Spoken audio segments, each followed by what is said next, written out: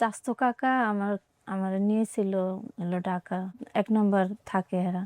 আচ্ছা। পরে আমাকে নিয়েছিল, পরে আমার আনার পরে তারপর আমার কাকি আমার মারছিল। পরে আমি বাসার থেকে রাগ করে বাইরে সনিহালের বগুলা আইছি। হুম। বগুলা এসে আমি কাঁদতেছিলাম। পরে আমারে সাভারের এক লোক আমারে পায়ে নিয়ে গেছিল। সাভার থেকে যে লোক নিয়ে গেল সে লোক চেষ্টা করে নাই কোনোদিন?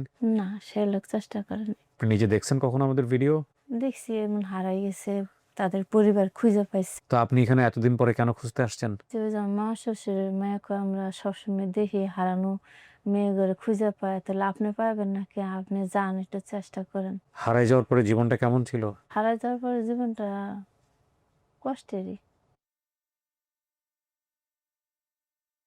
আসসালামু আলাইকুম প্রিয় দর্শক এবং শ্রোতা। আল্লাহ সর্বাবস্থায় আমাদের সবার মঙ্গল করুন, সবসময়ের মতো সেই প্রার্থনা করে শুরু করছি আপন ঠিকানার বেসিক ভিডিও। যারা স্টুডিও অফ ক্রিয়েটিভ আর্টস লিমিটেডের এই অনুষ্ঠানটি দেখছেন তারা নিশ্চয়ই জানেন যে আমাদের যে প্রতিষ্ঠান এসওসিএ বা সকা, এটা পূর্ণরূপ হচ্ছে studio of creative arts limited. আপনারা দেখতে পাচ্ছেন পিছনে আছে। তো এই প্রতিষ্ঠানটি মূলত সামাজিক যোগাযোগ মাধ্যম নির্ভর অনেকগুলো অনুষ্ঠান তৈরি করে। তার মধ্যে একটি হচ্ছে আপন ঠিকানা, যেখানে হারিয়ে যাওয়া সন্তানদেরকে পরিবারে ফেরানো হয়, নিজ পরিবারে। আমরা 500-র উপরে ছেলে মেয়েদেরকে বিগত 5 বছরে এরকম যারা ছোটবেলায় হারিয়ে গিয়েছিলেন তাদেরকে ফিরিয়েছি, এবং আপনাদের দোয়ায় আলহামদুলিল্লাহ এখন পর্যন্ত বাংলাদেশ থেকে একমাত্র কন্টেন্ট যেটাকে ইউটিউবের অফিসিয়াল ব্লগ পোস্টে রিকগনাইজ করা হয়েছে। আপনারা যদি এখনো চ্যাটজিপিটি বা গুগলে গিয়ে সার্চ দেন আরজি কিবরিয়া বা আপন ঠিকানা ইউটিউব ব্লগ পোস্ট নামে, তাহলে আপনারা লিঙ্কটা এখনো দেখতে পাবেন। এটা একমাত্র বাংলাদেশ থেকে এখন পর্যন্ত রিকগনাইজড কন্টেন্ট। এর আগেও কেউ ছিল না, এরপরেও এখন পর্যন্ত কেউ করা হয়নি। বাট আমি চাই ডেফিনেটলি আরো বেশি বেশি আমাদের ভাই ব্রাদার যারা কন্টেন্ট ক্রিয়েটররা আছে তারাও অনেক বেশি ইন্টারন্যাশনাল রিকগনাইজ হোক। তো আলহামদুলিল্লাহ আপন ঠিকানা এটা আমাদের একটা অনেক বড় অর্জন,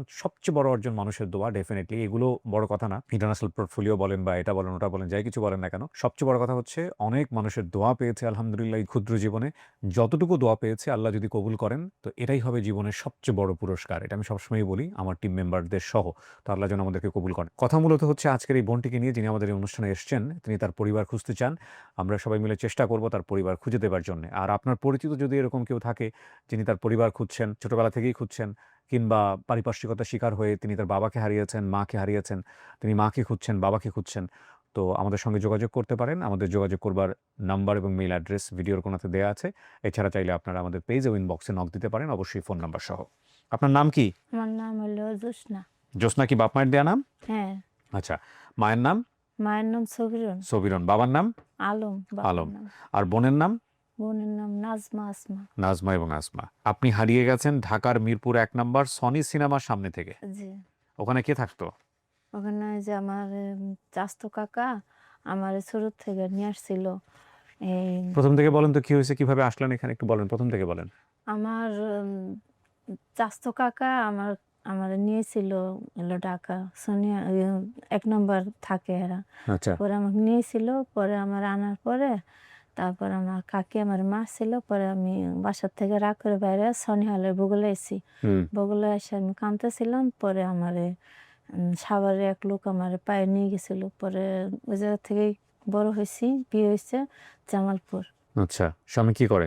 স্বামী এলো এই কৃষিকাজ করে। কৃষিকাজ করে। এখানে আসলেন কেমনে আপনি এই অনুষ্ঠানে? এই অনুষ্ঠানে আমার এই মামা শ্বশুরের মেয়ে যোগাযোগ করাই দিছে। মামা শ্বশুরের মেয়ে যোগাযোগ করছে। আপনি নিজে দেখছেন কখনো আমাদের ভিডিও? দেখছি অনেকে। অনেকটা দেখছেন। কি হ্যাঁ, দেখছেন আপনি বলেন তো? দেখছি এমন হারাই গেছে, তাদের পরিবার খুঁজে পাইছে। আপনি থাকেন কোথায় এখন?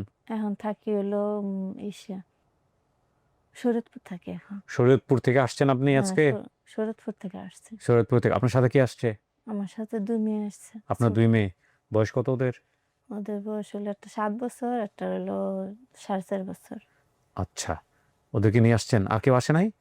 আর এমনি একটা দূর সম্পর্কে একটা ভাই আছে সাথে। আচ্ছা। তো তাহলে বাবা মায়ের কথা কিছু মনে আছে ছোটবেলায় পরিবারের সাথে? আমার আব্বা ইটভাটায় কাজ করতো। ইটভাটায় কাজ করতো। হ্যাঁ, আর? আর আমরা অত কিছু আমার মনে নাই। মানে বাড়ি খেলাইছি এটা মনে আছে, কিন্তু অত আর কিছু মনে নাই আমার। হারায় যাওয়ার পরে জীবনটা কেমন ছিল? হারায় যাওয়ার পরে জীবনটা কষ্টেরই। কষ্টেরই। হ্যাঁ। সাভার থেকে যে লোক নিয়ে গেল সে লোক চেষ্টা করে নাই কোনোদিন? না, সে লোক চেষ্টা করেনি। তো আপনি এখানে এতদিন পরে কেন খুঁজতে আসছেন?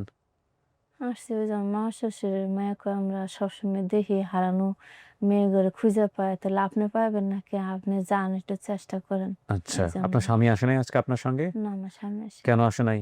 আমার স্বামী আসে নাই। হ্যাঁ, কাজ করতে গেছে দেখে আসে নাই। কাজ করতে গেছে দেখে আসে নাই। ঠিক আছে।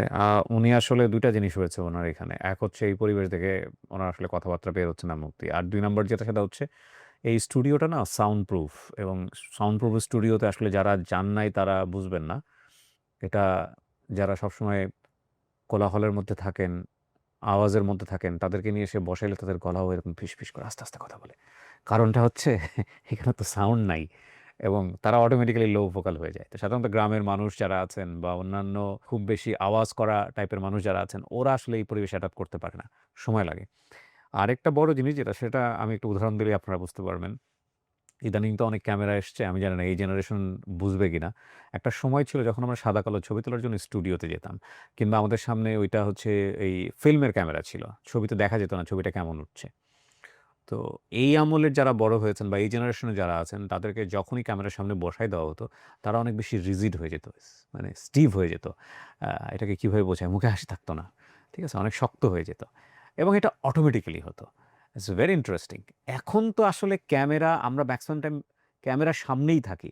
ক্যামেরার সামনে থাকি বলতে যেটা বোঝাচ্ছি আপনি যখন আপনার ফোনটাকে স্ক্রল করতে থাকেন, আপনার হচ্ছে স্মার্টফোনটাকে, ওই স্মার্টফোনের সামনে যে ক্যামেরাটা আছে, ওই সামনের ক্যামেরাটা অলওয়েজ আপনাকে অবজার্ভ করছে, অলওয়েজ আপনাকে দেখছে। অ্যান্ড নট অনলি দ্যাট আমরা মুহূর্তে, মুহূর্তে সেলফি তুলছি, এটা তুলছি। সো আমাদের ক্যামেরাই আমাদের জীবন হয়ে গেছে। তো এটা রাইট না রং সে প্রসঙ্গে আমি যাচ্ছি না। তো সে কারণে ওই স্টিভ ব্যাপারটা থাকে না। কিন্তু এই ধরনের অনেক মানুষই আছেন যারা বিভিন্ন জায়গা থেকে আসেন, তারা আসলে এই পরিবেশে আসলে অনেক বেশি স্টিভ হয়ে যায়। তো আমরা ঠিক জানি না উনি যতটুকু বললেন ততটুকু তথ্যের ভিত্তিতে আমরা কতটুকু ওনার জন্য কাজ করতে পারবো। বাট আমাদের চেষ্টা করতে হবে। তাওয়াক্কালতু আলাল্লাহ। বাবা-মা কাউকে দেখলে চিনবেন? হ্যাঁ, চিনি। মায়ের চেহারা মনে আছে? বাপের চেহারা মনে আছে? হ্যাঁ, হ্যাঁ? মিরপুরে ১ নম্বরে সনি সিনেমার সামনে থেকে হারায় গেছেন। কিন্তু আপনাকে তো নিয়ে আসছে সেই গ্রাম থেকে। হ্যাঁ, গ্রাম থেকে নিয়ে আসছে। তাহলে গ্রামের নাম-টাম কিচ্ছু মনে নাই? না, ওটা মনে নাই। জেলা-টেলা কিচ্ছু মনে নাই? না, অত কিছু মনে নাই আমার। তাহলে এখন এটা দিয়ে কেমনে কাজ হবে? আচ্ছা, বাবার নাম আলম, হুম, মায়ের নাম সবিরন, জি, বোনের নাম আসপা নাজমা। হ্যাঁ। আচ্ছা, আপনার মায়ের নাম কি ছিল? ছবির সবিরন। বাবার নাম? বাবার নাম আলম ছিল। আলম। আর বোন ২ জন, হ্যাঁ, আসমা আর আর নাজমা। নাজমা। আর আপনি জ্যোৎস্না। হ্যাঁ, কয় ভাই বোন ছিলেন? আমরা আর ২ ভাই মনে হয় আছিল, কিন্তু আমার অতটা নাম মনে নাই। নাম মনে নাই। সো এই হলো তথ্য প্রিয় দর্শক এবং শ্রোতা। চলেন আমরা সবাই মিলে একটু চেষ্টা করি। একটা ভালো সংবাদের প্রত্যাশায় আমরা এখানেই শেষ করছি। সালামু আলাইকুম।